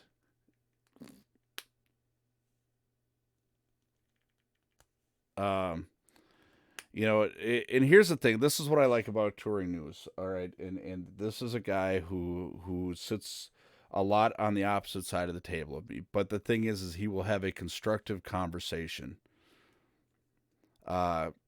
Constructive conversation. You know, and that's what I really really like about him. And he will talk objectively to you. He'll listen to your viewpoint. He won't argue with you and make you feel like he won't berate you, and that's what I like about him. And he does have a very educated standpoint on the issues that he stands on. Whether I agree with him or not, it's not the point. The fact that I can actually have an actual conversation with him, you know, is what encourages me to talk to him more and more. I've actually had the privilege of sitting at a round table with him. I had just about 108 on an end dump, beat semi. Yeah, I ran a live bottom. So you can pack some stuff in on a live bottom. And then I forgot.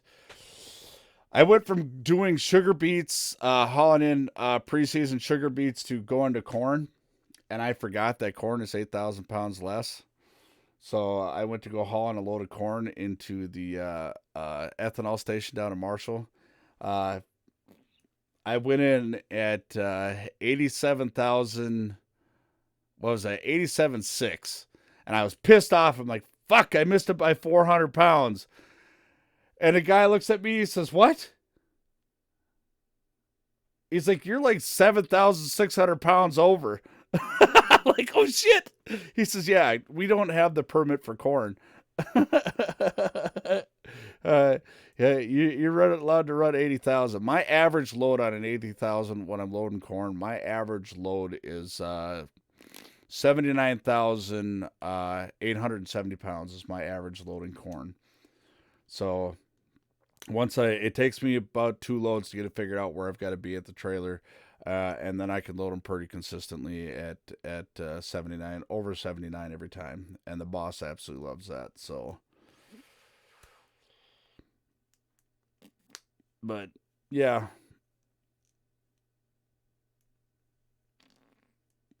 my biggest load, 108,000 sugar beets. What it was is we were getting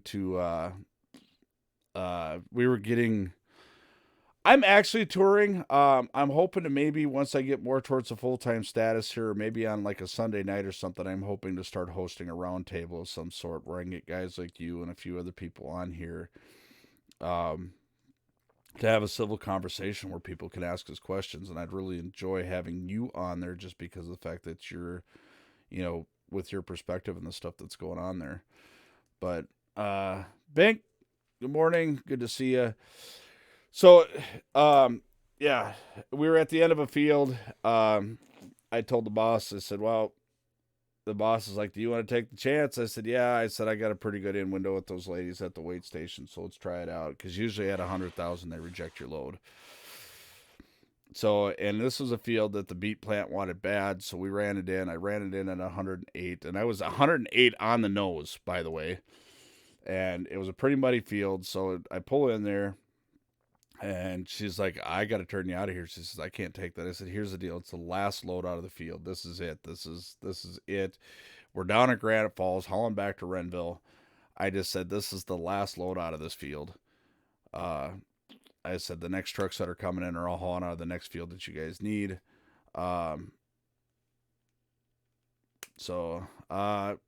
Absolutely, I got a little bit of time. I'll take some questions. I'm supposed to be out of here at 9, but I'll ask some questions. I'll take your questions. Go ahead and type it out.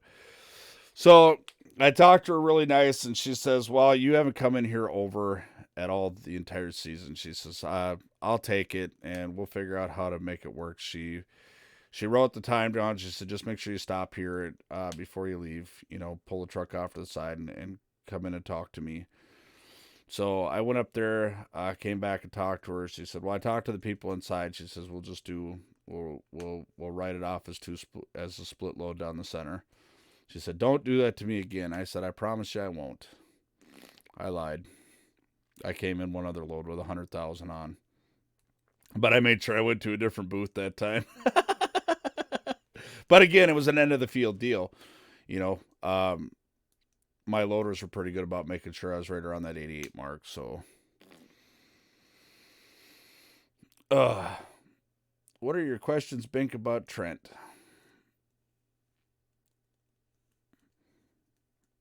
See, this is the thing too with the people who watch on Facebook and the people who watch these on YouTube. This is the nice thing about Twitch.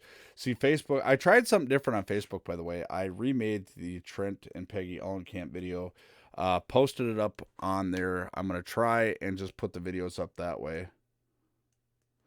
I'm very familiar with St. Peter.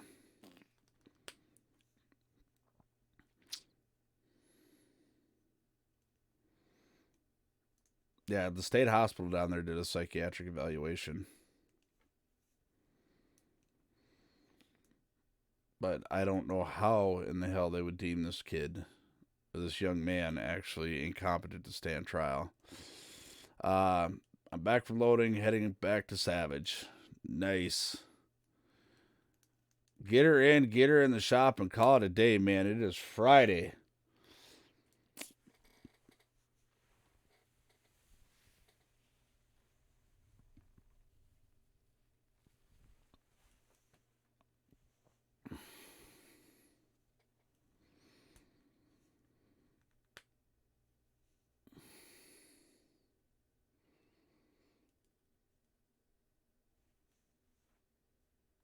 I'm confident I know the place you went to.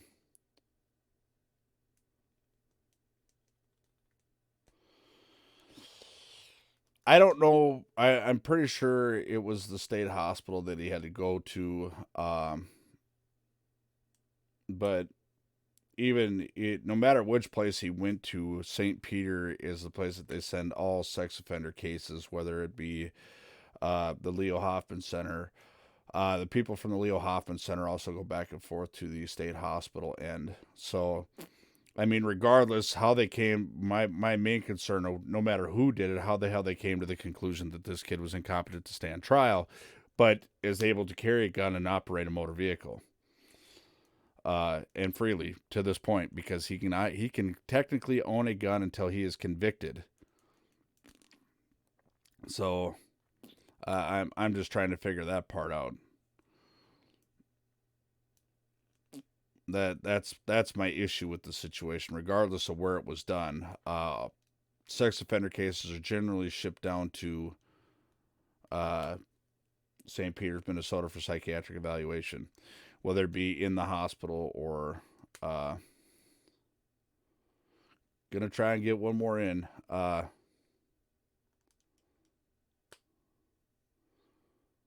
not impressed with their lack of knowledge of special needs. I'm not. Listen, and I'll get into this really quick. I need people to understand something, okay? I am not criticizing IEPs, and I'm not criticizing special education classes. They are needed. But the thing is when people say, and they want to use IEPs as a disability, okay, when they want to say that because you have an IEP, you have a disability, that's not true. My son had an IEP. My son had no mental disabilities. My son had no physical disabilities. The problem is the school the original school that he was in misevaluated him. When he did his test, when he did his aptitude test, the kid tested out. We had him do an aptitude test in his junior year, beginning of his junior year. The kid tested out to be a mechanical engineer. So basically, in having somebody look at it that knew what they were looking at, they're like, he's just not challenged. He's too smart for the classes that they've got him in. So they put him in more challenging classes, and guess what? So we were trying to get this IEP taken off him. They're like, "Oh, we don't want to take it off." I'm like, "Why?" "Well, we want to keep. He doesn't need it." And then all of a sudden, he comes to me and he says, "Dad, I want to go to the Army." I explained to him the pros and cons of military service. Okay, I explained to him the pros and cons of military service. He said, I'm aware, Dad. He says, but I want to do it. I said, bring your recruiter. And we signed him up, and the recruiter walked into the school and said, we need this IEP taken off. And they're like, well, we can't. He says, we can fight you on it. He says, we can go to court on it. And as soon as that came out, boom, IEP was gone. Now, you want to talk about special ed? I was in special ed because I was a class clown. Because I would disrupt the class. So they put me in a special ed class, and I had more one-on-one attention. And here they found out I wasn't challenged enough either. I actually excelled very well in math, in human biology, and history. I excelled rapidly in that when given the opportunity to go at my pace. So, yeah. So the fact that they want to use this IEP is, oh, you know, and this is a thing I don't understand. Okay, let me help you all out with this real quick here.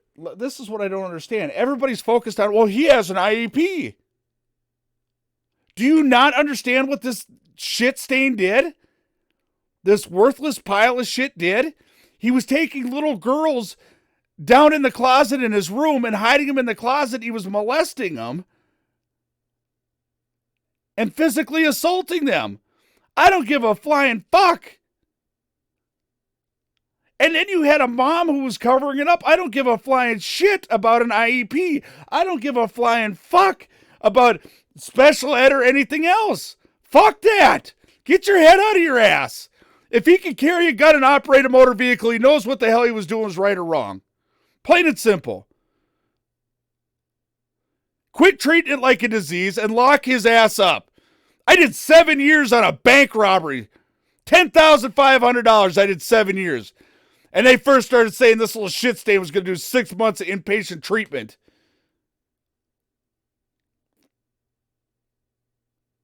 And then they're like, oh, he's going to do 10 years probation. Oh, so he's going to do 10 years, 6 months. Total is what you're saying.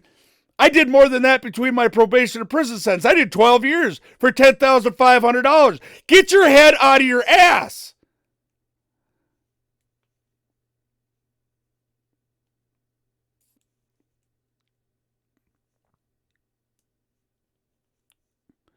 People seem to forget this part. They forget what he did. Let's focus on IEP. Then you got papers saying, oh, look, he was ruled mentally incompetent to stand trial. But why? Then somewhere somebody in the system is fucked up, whether it's either the psychologist or the person who gave him his driver's license or the person who gave him his rights to carry a gun. Somebody fucked up. Who is it? Something tells me two people who say that he's competent to handle a motor vehicle and a gun aren't too far off, but something about the psychological center is off.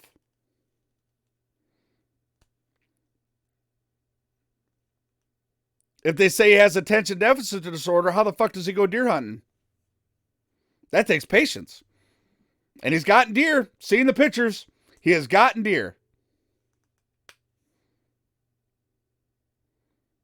Seeing the pictures of him with deer hanging, that takes patience, especially hunting with a gun.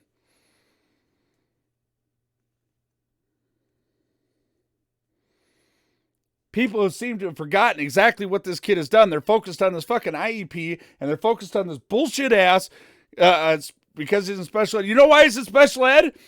Because he's a fucking pervert. He can't be around other kids. That's why he's in special education. His mom lets him get away with whatever he wants, so he walks into a fucking school and does whatever he wants there.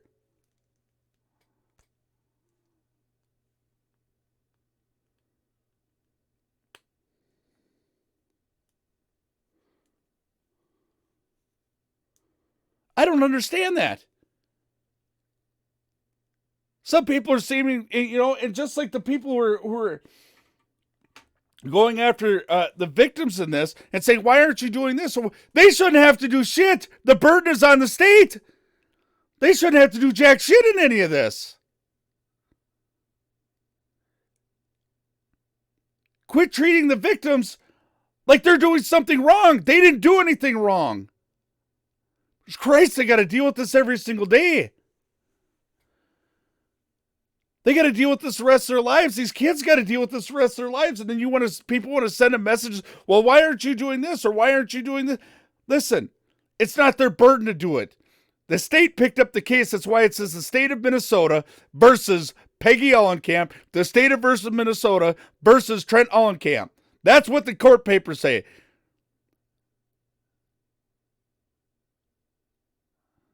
This isn't a civil matter. This is a criminal matter. Now we need the system to step up and do their job. Don't treat this little shit stain like he's got a disease. Treat him like he's a little fucking pervert who molested little girls and needs to have his ass handed to him in the system. Matter of fact, here, you want real punishment? Put him in general population. Let him go hang out with some of my friends.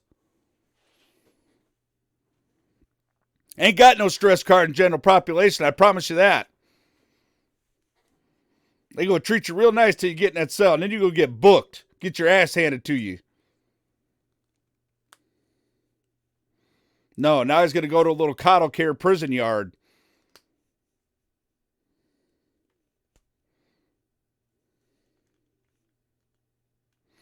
So, yeah, if y'all can't, I do my best to be patient because I don't want people to think that I'm a rage reactor all the time. But this issue just pisses me right the fuck off. And then it's cases like this where this little shit stain gets some bullshit psychiatric evaluation that says he's incompetent to stand trial, and it really takes away from the people who really have who need these IEPs and these people who need special education, the people that really need it, and he just ruins it for the people that really need it.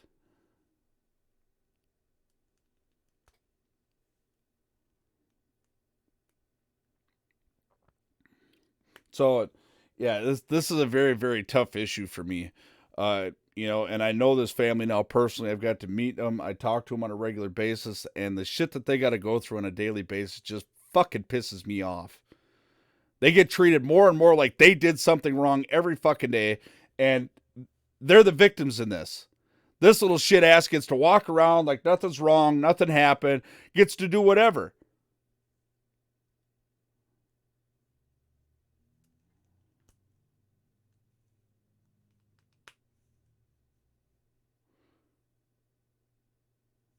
Yeah. No. And Peggy Ellenkamp wants to sit there and play fucking victim. I didn't know what was going on. Bullshit. Them kids came right to you and told you, and you told them not to say anything. You threatened them. Come threaten me. See what happens. That's all you got to do. Come threaten me one time. Oh, I'm sorry. I'm not 4 years old. You can't scare the shit out of me.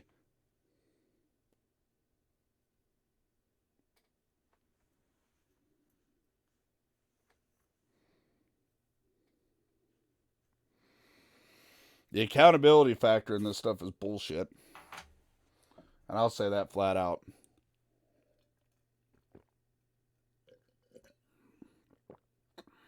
So, that being said, just make sure you keep the victims and their families in your thoughts and prayers. Please, if you do anything, get on there and comment and just let them know that they're in your thoughts and prayers. Please do that. Okay? They deserve that. You know, they're going through enough as it is. You know, they're going through enough as it is. They don't deserve to keep getting beat up by people and you know, and asked why aren't they doing. It's not, don't ask them, ask the state. The state of Minnesota, the case is on them.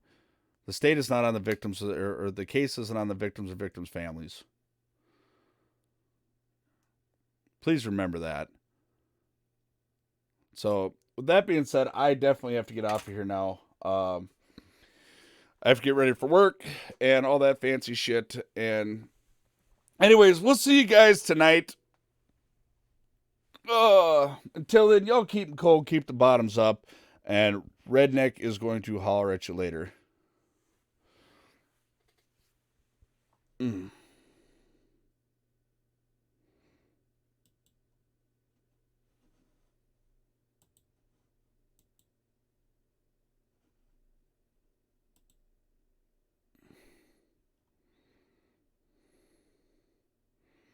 Some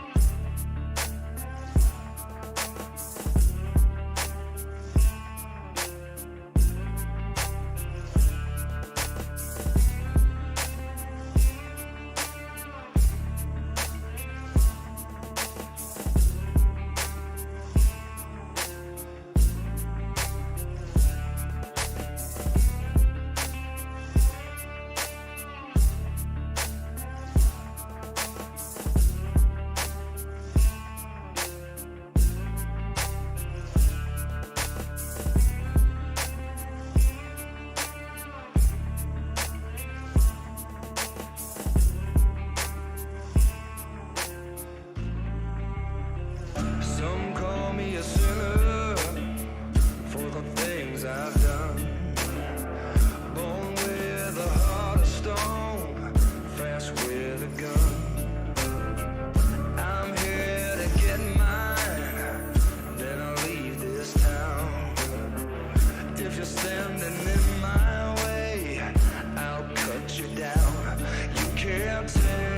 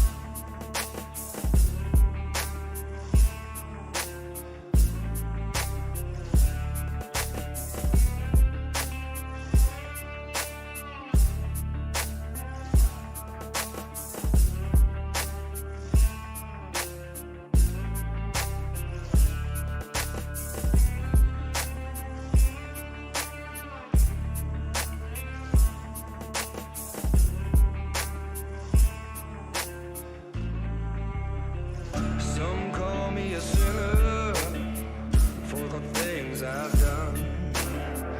Born with a heart of stone, fast with a gun. I'm here to get mine, then I'll leave this town.